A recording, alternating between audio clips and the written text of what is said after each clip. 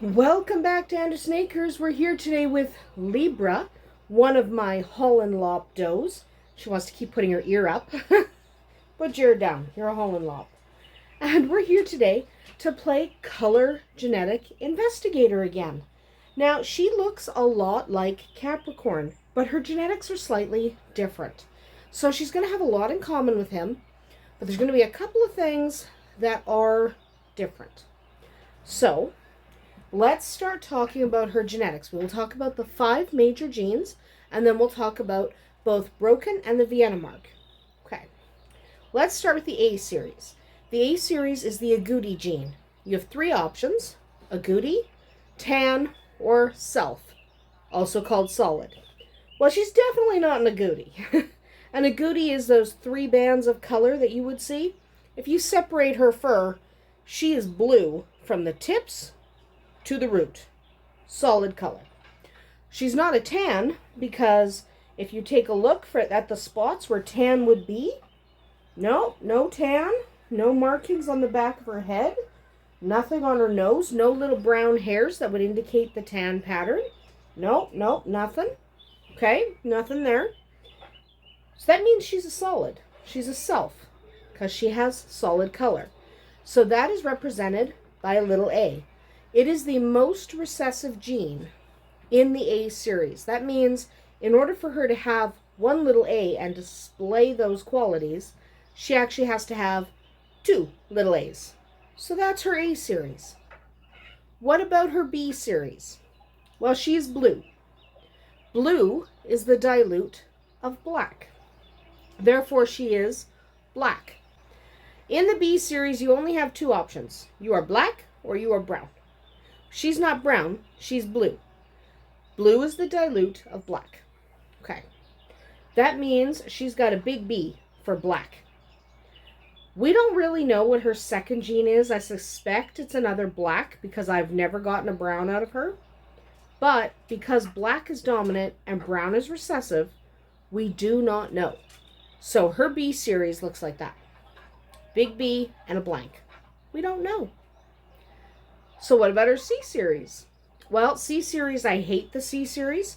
C series deals with everything from the 2 different types of chinchillas to the Himalayans to the red-eyed whites.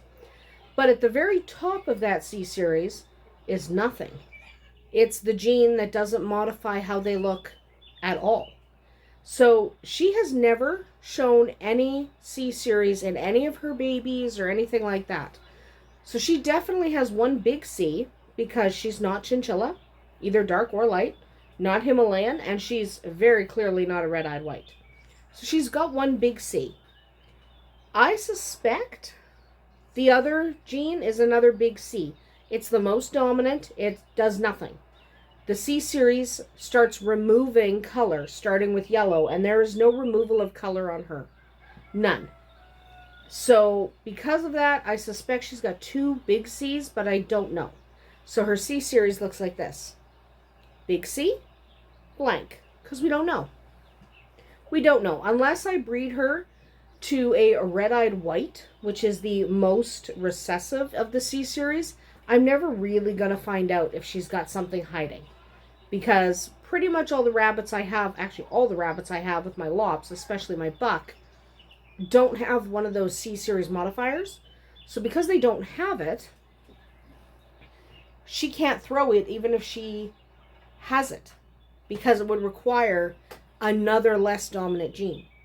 So as far as I know, she does not carry any of those C series genes, but I don't really know. So big C, blank. Okay, what about the D series? The D series is responsible for dilute. You're either an intense color, like a black or a chocolate, or you are a dilute, like a blue or a lilac.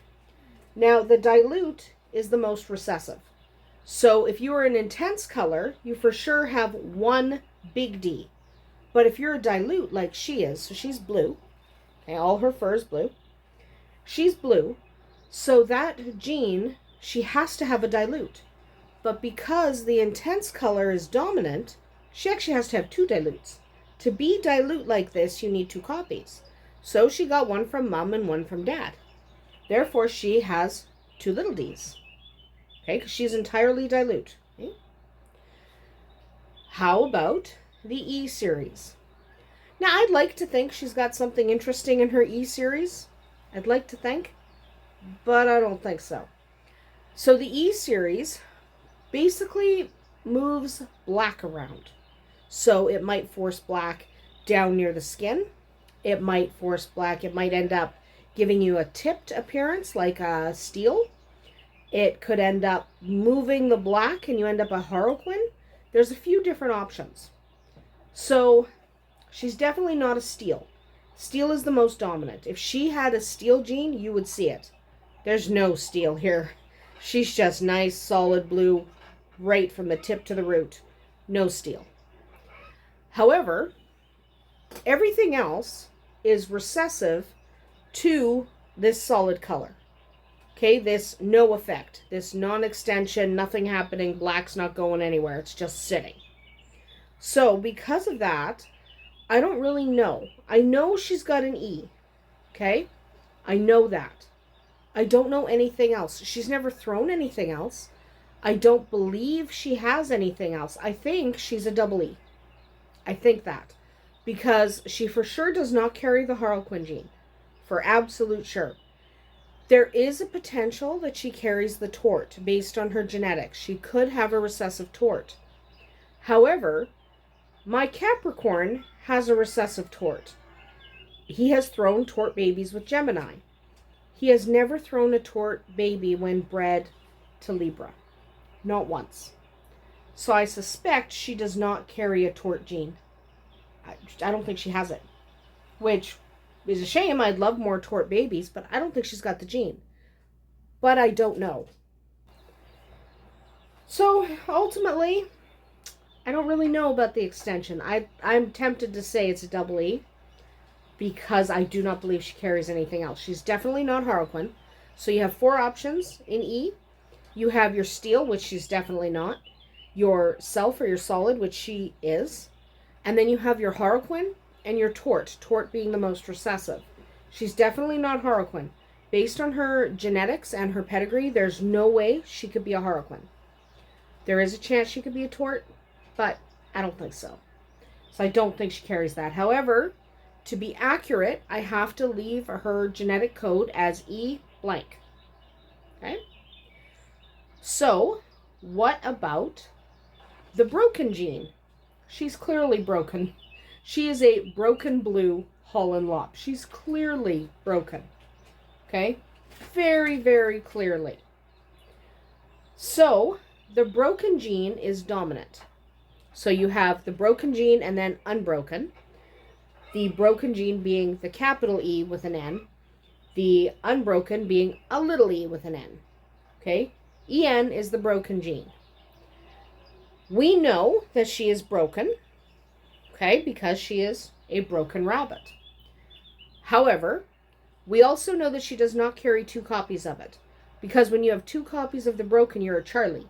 Meaning you have more white than you do color. And she's definitely got more color than white. So she carries only 1 copy of the broken gene. Hi, sweetheart. She carries only 1 copy.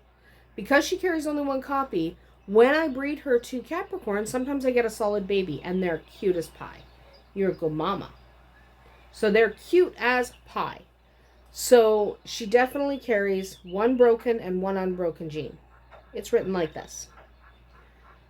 Next up, and finally, we have the Vienna gene. The Vienna gene is responsible for blue-eyed whites. If you have 2 Vienna genes, you're a blue-eyed white.